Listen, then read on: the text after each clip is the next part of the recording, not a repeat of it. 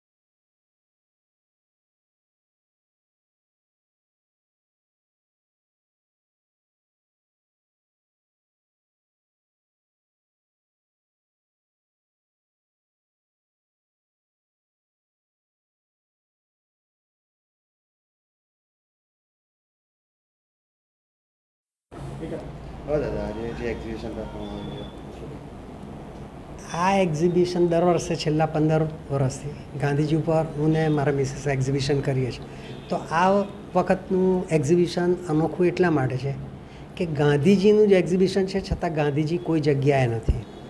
તો આ વખતના અમારા એક્ઝિબિશનનું ટાઇટલ ગાંધીજીની તપોભૂમિ રાખવામાં આવ્યું છે। ગાંધીજીની તપોભૂમિ એટલે સાબરમતી આશ્રમ। સાબરમતી આશ્રમ એક ગાંધીજીના મતે એવી વસ્તુ છે કે સામાજિક અને વ્યક્તિગત પરિવર્તન વિકાસ લાવવા માટેનો આશ્રમ એ સત્યાગ્રહ આશ્રમ બને એ એમનો આગ્રહ હતો। એટલે એ વખતે સાબરમતી આશ્રમ નામ નહોતું આપ્યું, સત્યાગ્રહ આશ્રમ નામ આપવામાં આવ્યું હતું। આ 18 જે ચારકોલ ડ્રોઈંગ્સ બનાવ્યા છે એમાં આંબલીનું ઝાડ છે, જે દાંડી યાત્રા વખતે દાંડી યાત્રાનું સાક્ષી હતું। એ પછી બીજું વસ્ત્ર વિદ્યાલય છે। સાબરમતી આશ્રમનું પહેલું મકાન જે બન્યું એ વસ્ત્ર વિદ્યાલય હતું।